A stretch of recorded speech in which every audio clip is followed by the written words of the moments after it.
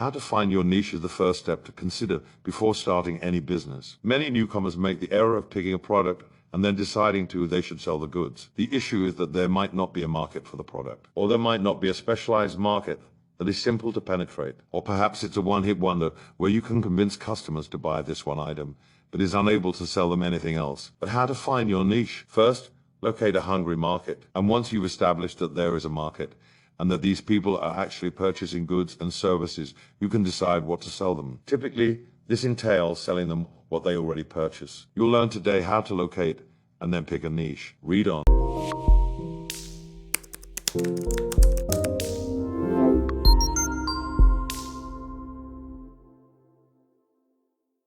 Some people would advise you to follow your passions if you ask them for advice on how to find your niche. You'll hear from others to follow the money. Here's an idea. Begin by pursuing your interests, then ascertain whether they are profitable. In this way, you can be sure to make money while still working in a field that appeals to you. So finding a niche is the first step. Let's start by coming up with ideas. Respond to the following queries. Don't restrict yourself to providing one response for each query. For each question, you should in fact provide as many viable responses. What are your favorite conversational topics? What was your preferred subject in school? What job do you currently hold? What position do you dream of having? What types of websites do you frequently visit and or have saved on your computer? What types of TV programs or channels do you enjoy watching? What kinds of periodicals do you regularly read? What are your interests? What do you buy with your disposable income? What would you do with $1,000 if you had it right now to spend on yourself? Just for fun. Which books are your favorites? What 3 college courses would you take if you could? What subjects are you an expert in? What subjects do your pals inquire about with you? What kinds of events do you enjoy going to? List your additional interests. In order to find your niche, fill out the questions listed above. When you're finished, you need to have several specialized areas that interest you or about which you have extensive knowledge. Let's now try to reduce this list by conducting some market research. To put it another way, you're about to learn which of your potential niches is lucrative and which ones you should ignore. Read on. How to assess the profitability of a niche. A marketer occasionally comes across niches where it appears that there are not many other marketers actively operating in the area, and because he thinks he's discovered an untapped or unexploited sector, the first thing the market sees is dollar signs. Perhaps you experience and think the same things. However, if this occurs to you, take into account that perhaps the market isn't truly untapped. Maybe there isn't any money in the niche, which is why there aren't other marketers making use of it. You'll be able to determine whether a market is unexplored or merely unprofitable as you get more marketing expertise. However, for the time being, I advise that you look for categories that have a lot of marketers in them. This is because many marketers selling a wide variety of goods typically indicate a lucrative niche. So, how can you tell if a niche is profitable? Here are some methods.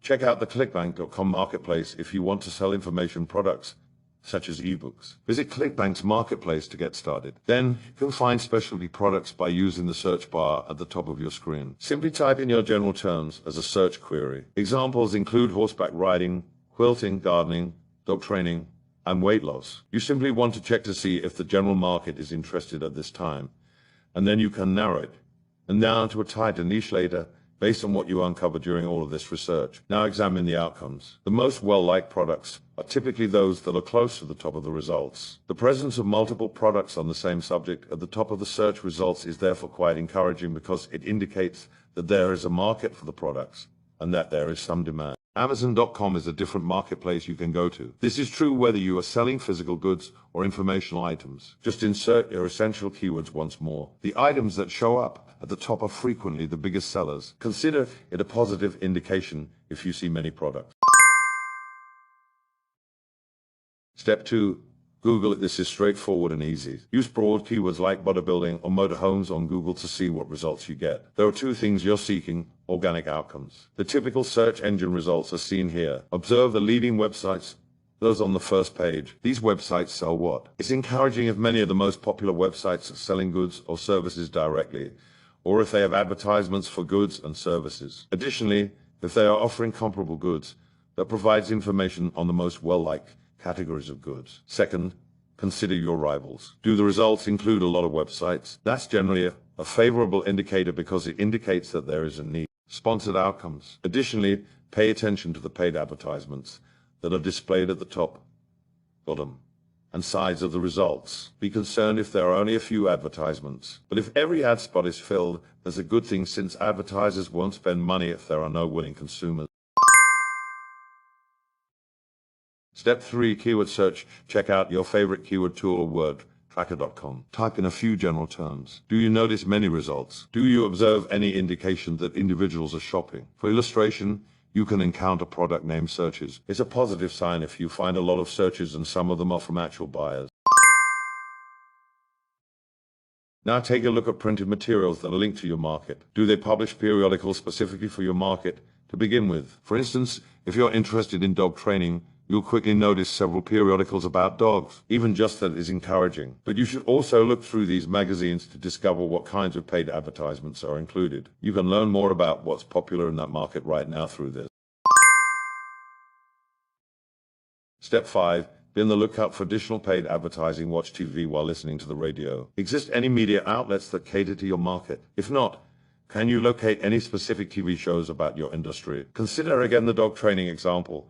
Numerous dog training programs, like Cesar Millan's Dog Whisperer show, can be found with just a fast scan of several channels, including Animal Planet. Additionally, there are numerous sponsored adverts for paid goods if you watch the commercials. The advertisements and the show both suggest that there is a market need for the product.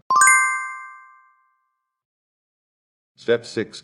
Search for offline markets. Finally, you might check to see whether there is demand in offline markets. You can hunt down little businesses or entire departments of large retailers that cater to your market. In your market, you should also search for offline events like trade exhibitions, seminars, and workshops. When you complete all the research outlined in this video, it will become immediately obvious which of your possible markets has the greatest chance of being profitable. Decide now and choose the profitable market you believe you'd enjoy. If you like this video, please like, subscribe, and share.